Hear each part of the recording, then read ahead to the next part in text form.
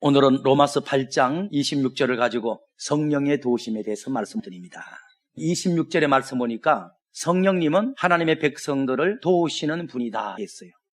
이와 같이 성령도 우리의 연약함을 도우시나니, 예수님 그러면 우리를 구원하는 분, 성령님 그러면 우리를 도우시는 분, 또는 예수님 그러면 과거에 우리를 죄에서 구원하기 위해서 십자가에 돌아가신 분, 성령님 그러면 현재 우리 속에 계시면서 나를 도우는 분, 이렇게 구분하면 돼요. 현재의 입장에서 본다면 성령님이 우리에게 더 필요한 거예요. 그래서 성령 충만이라는 단어만큼 은혜스럽고 복된 표현이 없어요. 현실적으로는 오늘 구원받은 우리에게 성령의 역사가 가장 중요하죠. 그래서 성령님은 하나님의 백성들을 도우시는 분인데, 그 성령님께 도움받기 위해서 성령님에 대한 바른 이해가 필요하다는 거죠. 그게 첫 번째, 성경 전체에서 성령을 어떻게 말씀하고 있는지 성령님에 대한 이해를 하도록 하겠습니다. 이사야 11장 2절의 말씀 봅니다. 여호와의 신, 성령님을 하나님의 신, 하나님의 영이래요. 그런데 하나님의 신이 얼마나 다재다능하신가를 읽어드릴게요.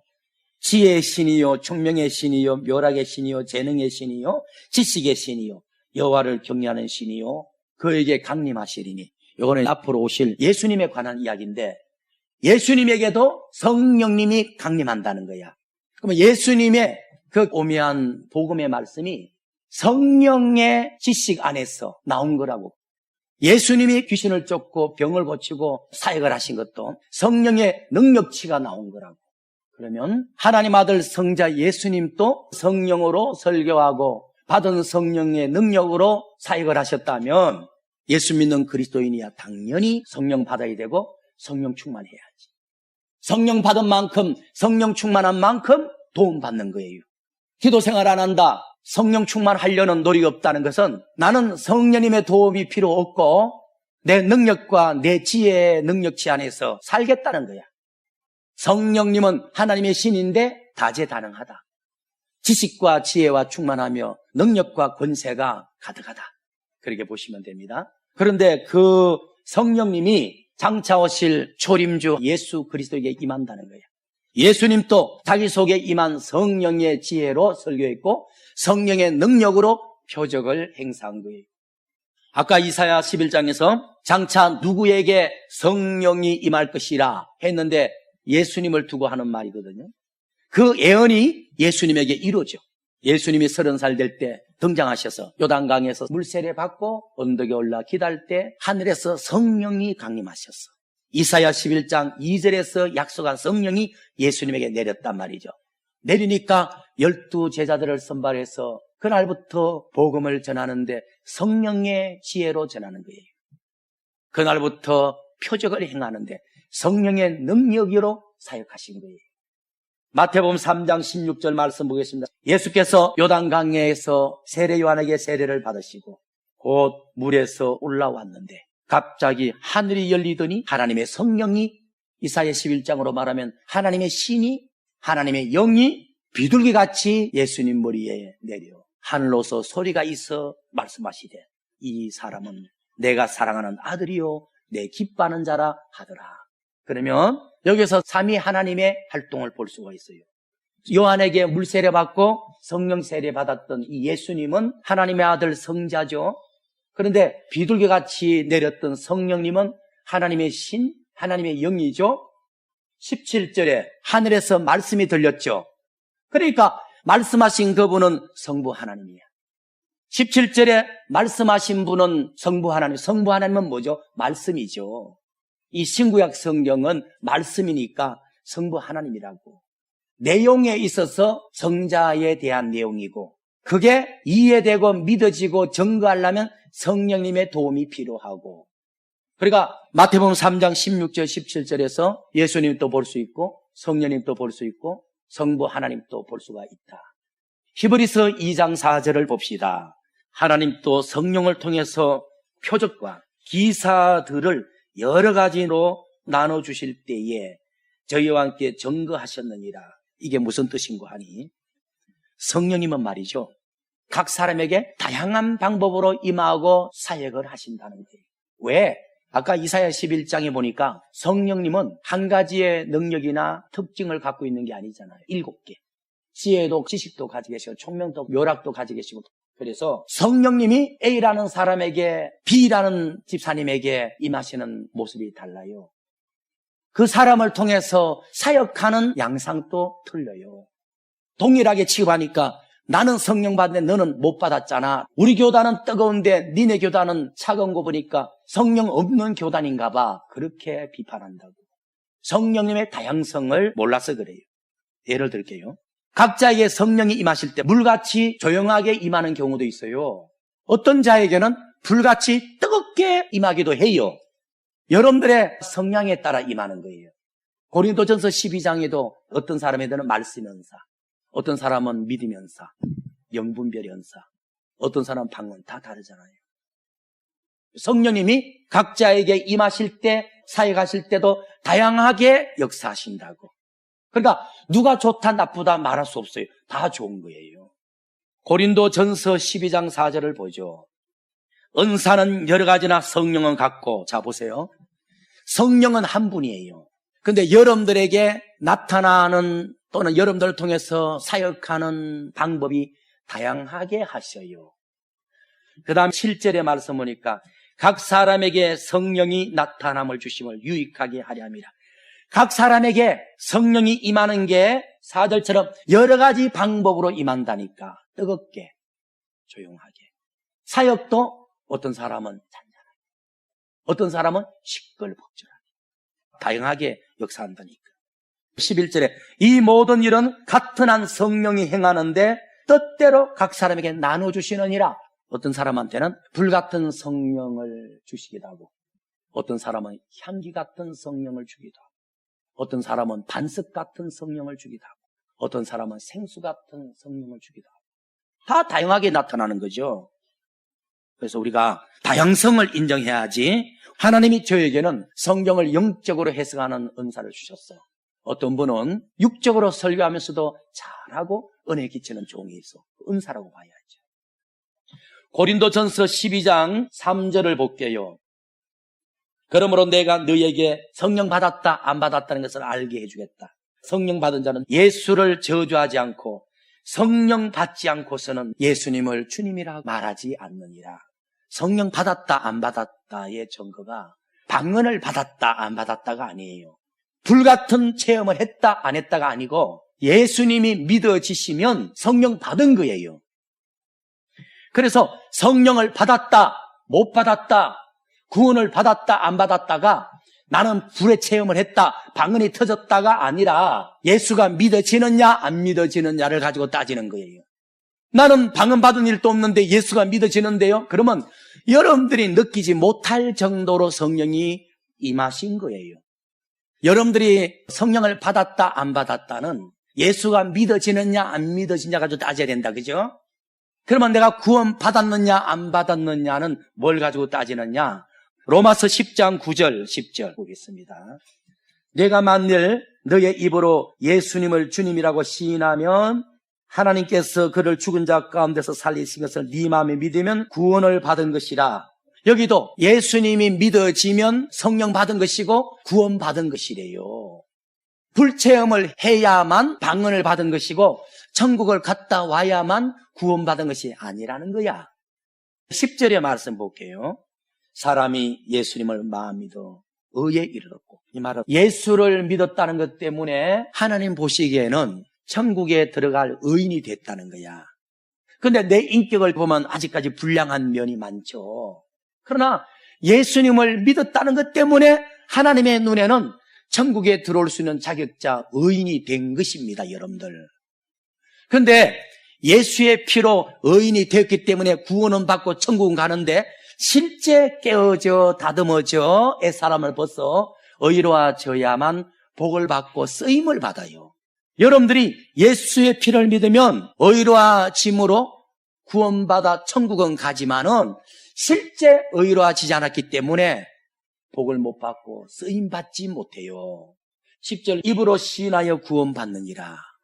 예수님을 마음으로 믿으면, 입으로 시인하면 성령 받은 것이고요, 구원받은 것이고요, 여러분들은 천국에 들어갈 자격 된 겁니다. 천국은 가요. 부끄러운 구원이라도 받을 겁니다만은 실제 의로워져야 일도 맡기고 은사도 맡기고 복도 주고 들어 쓰는 거예요. 여러분들이 실제로 의로워지지 않으면 평생 큰 복 못 받고 큰 능력 못 받고 크게 쓰임 받질 못해요. 그렇게 구분하시면 됩니다. 오늘 본문에 돌아갑니다. 크게 두 번째, 성령님은 하나님의 백성들을 돕는 분이다. 로마서 8장 26절을 봅시다. 이와 같이 성령도 우리 연약함을 도우시나니, 성령이 도우시는데 우리의 연약한 부분을 도우시는데, 요한복음 14장 16절을 가봅니다. 예수님은 여러분들을 죄에서 구원시켜 주려고 오셨어요. 다시 말하면 예수님은 원죄에서 구원시켜 주려고 오셨어요. 그죠? 가고 나니까 성령님이 또 오셨는데, 성령님은 자범죄로부터 구원시켜 주려고 온 거예요. 예수님은 인류를 사탄에 의하여 지은 원죄에서 구원해 주려고 오셨어. 그러니까 예수님은 불신자에게까지 해당되는 거야. 성령님은 예수를 믿음으로 원죄에서 구원받은 자에게만 해당되고 임하는 거예요. 성령님은 예수의 피로 원죄 사함 받은 자들에게 자범죄로부터 구원해 주려고 오신 거예요. 요한복음 14장 16절, 내가 아버지께 올라가면 구하겠으니 아버지가 또 다른 보혜사를 너에게 보내줄 것이다. 이게 성령이거든요. 17절, 세상은 그러나 불신자들은 능히 성령을 받지 못한다. 여러분들, 예수 믿는 것은 불신자들에게 해당되는 거예요. 예수님의 십자가 죽음은 모든 일을 구원하고자 죽으심이에요. 성령님은 불신자에게 역사 안 해요. 불신자에게 들어가질 않아요. 예수님을 통해 원죄가 해결된 하나님의 백성들에게 임하셔서 귀신에 의하여 짓고 있는 자범죄, 죄성, 육성을 처리해 주시려고 오신 거예요. 다시 말하면 성막에 가면 첫 번째 만나는 기물이 번제단이야. 그게 예수님의 피 흘려 원죄를 구원하는 장소고요. 두 번째가 물두멍, 물대야요. 성령님은 말씀으로 여러분들 자범죄로부터 구원시키는 사역을 하는 거예요. 그렇게 보시면 됩니다. 고린도전서 2장 14절 봅니다. 육에 속한 사람은, 이 말은 구원받았어도 육적인 성도는 이 말입니다. 육적인 성도는 하나님의 성령의 일을 받지 아니하나니, 육적인 성도는 성령의 역사 받았다는 누구 간증들만 미련하게 보일 것이고 성령의 역사를 깨닫지도 못하리니, 이런 성령의 역사는 영적인 성도라야 체험하고 아느니라. 그래서 여러분들, 구원받은 성도일지라도 육적인 성도에게는 성령이 별로 역사 안 한다는 거야. 왜냐하면 그 사람 자체가 성령의 역사의 필요성을 못 느끼고 있어. 사모하질 않아. 그리고 고린도전서 3장 1절을 보세요. 형제들아, 내가 신령한 자, 영적인 자들을 대함과 같이 너희들에 말할 수가 없다. 사도 바울은 고린도 교회에 가서 설교할 때 영적인 성도에게 해줄 수 있는 영적인 설교를 못한다는 거야. 고린도 교인들은 육적인 자들이 많기 때문에 못 받아들인다는 거야. 1절 중간에 육신에 속한 자, 육적인 성도는 그리스도 안에서 어린아이다. 여기 보니까 구원받은 성도 중에서 육적인 성도에게는 성령님이 별로 역사 안 해요. 육적인 성도를 달리 표현하면 어린아이 신자라고 하는 거예요. 좋은 표현 아니죠. 어린아이 신자예요. 왜 그러냐면 예수님은 원죄로부터 구원시켜 주려고 오셨고 성령님은 원죄 구원받은 성도에게 자범죄를 처리해 주려고 오신 거야. 누가 성령 충만한 자죠? 자범죄 처리 많이 한 자입니다. 뜨겁게 기도하고 불체험 많이 한 자가 아니라 과거에 비해서 불같은 성격도 다 잦아들고 화내던 성격도 다 사라지고 겸손하고 온유하고 그 사람이 성령 충만한 사람이에요. 성령은 각자에게 임한 목적이 자범죄를 처리하러 임하시는 분이기 때문에 3장 3절, 너희가 아직도 육적인 자로다. 어린아이 신자로다. 왜? 너희 가운데 시기와 분쟁이 있지 않냐? 시기와 분쟁, 미움, 교만, 시기, 이게 뭐죠? 자범죄죠. 죄성이죠. 왜 이게 들어있죠? 성령 충만한 삶을 안 살았으니까 이게 들어있죠. 성령은 이런 자범죄, 죄성을 처리하러 오신 분인데, 고린도 교인들은 환상을 보니 방언을 하니 자랑했잖아요. 외적인 은사를 받아서. 여러분들도 아무리 불같은 성령 체험하고 뜨겁게 방언을 받았다 해도 자범죄가 죄성이 처리되지 않았다면 장성한 성도가 아니에요. 영적인 자라고 할 수가 없어요. 로마서 8장 26절에는 성령님은 예수의 피로 원죄 사함 받은 자들의 연약한 부분을 도우시는 분이다. 예수 믿는 분은 예수의 피로 원죄 사함 받았죠. 연약한 부분 뭐죠? 자범죄 부분이죠. 귀신의 부추김을 따라서 자범죄를 자꾸 짓고 있는데 그걸 성령이 볼 때는 연약한 부분이야. 그거를 도와주러 온다는 것은 처리해 주러 온다는 거죠. 새 사람 만들어 주겠다는 거죠. 오늘 본문 로마서 8장 26절에 이와 같이 성령도 우리 연약함을 도우시나니, 우리 그러면요 예수의 피로 원죄 사함 받은 그리스도인을 보고 하는 겁니다. 여러분들 원죄 사함 받은 것은 강점이고 해결됐어요. 연약한 부분은 자범죄 죄성 처리하는 겁니다. 이거를 처리하는 일을 도와주신다는 거야. 30절 또 만세전에 택하신 그들을 또한 부르시고 말하, 불신자로 살다가 예수 믿고 원죄 사함 받는 걸 말하죠. 만세전에 하나님이 여러분들을 택하셔서 어느 순간 교회 나와서 예수를 믿고 원죄가 사해졌어. 해결됐죠. 그런데 자범죄라는 연약함을 해결 못하고 죄 짓고 살아가는 거야. 30절에 부르시고 부르신 그들을 의롭게 하시고 의로운 그들을 의롭게 한다. 영화롭게 한다는 게 뭐죠? 자범죄를 해결해 준다는 거죠. 사람을 처리해 준다는 거죠. 새 사람 만들어 준다는 거죠. 거듭나게 만들어 준다는 거죠. 예수님의 형상을 이루어 준다는 거죠. 성령님은 예수의 피로 원죄 사함 받은 자들을 은혜와 진리로 자범죄에서 해방되게, 사람을 벗게, 새 사람을 입게, 영적인 자로, 장성한 자로 만들어주는 사역을 하는 것입니다. 그러므로 환해된 인격이 온유한 인격으로, 교만한 인격이 겸손한 인격으로 거듭나고 변화됐다면 그 사람이 가장 성령 충만한 분이에요. 그리고 29절 봅시다. 29절 하나님이 미리 하신 자 만세전에 택한 자 또한 아들의 형상을 본받기 위하여 성령을 보내주셨다는 거야. 하나님이 아들을 보내주신 것은 피로 원죄에서 구원시키라고, 또 성령을 보내주신 것은 말씀의 생수로 자범죄로부터 구원시켜주라고 보낸 거예요. 성령을 통해서 우리의 연약한 부분, 자범죄가 처리된 사람은 영적인 자, 장성한 자, 의로운 자, 영화로운 자, 하나님의 형상 이룬 자, 이렇게 말을 하는 겁니다. 고린도전서 6장 9절에서 11절 보고 마칩니다. 여러분들 과거의 불신자일 때는 성령님이 바라보면 여러분들 속에 악한 부분이 있었고 연약한 부분이 있었어. 근데 예수를 믿더니 예수님이 십자가 흘린 보혈의 피로 원죄라는 악한 부분이 해결된 거야. 근데 아직까지 연약한 부분이란 말이 더러운 부분이란 말입니다. 악한 그러면 마귀하고 관련된 단어죠. 더러움은 누구하고 관련돼요? 귀신하고. 귀신에 의하여 죄 짓고 있는 자범죄, 죄성, 육성의 문제가 연약한 부분이었어. 보여드릴게요. 고린도전서 6장 9절 10절이 자범죄의 사람 육성입니다. 성령이 볼 때는 내가 도와줘야 될 연약한 부분이구나 라고 생각합니다. 엄난, 우상숭배, 간음, 탐색, 남색, 도덕질, 탐남, 술 취하는 것, 구욕하는 것, 토색, 하나님 나라를 유혹으로 받지 못한다. 이런 죄를 조금 짓는다 해도 예수를 믿는다면 천국은 가요. 그런데 천국 가서 상을 못 받아요. 성령을 통해서 이런 것을 처리한 만큼 천국 가서 상 받는 거예요. 11절 봅시다.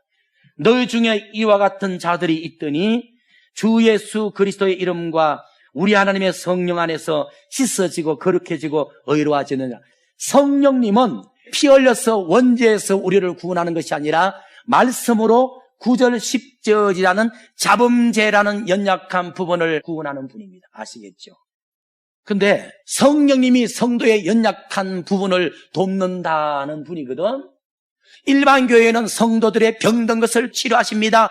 가난을 해결해서 부자 만듭니다. 이렇게 설교한다고 다 그래요. 듣는 사람이 얼마나 흥이 나 자기 문제가 해결된다니까. 그런데 아무리 봐도 그 설교는 어린아이 수준의 설교야.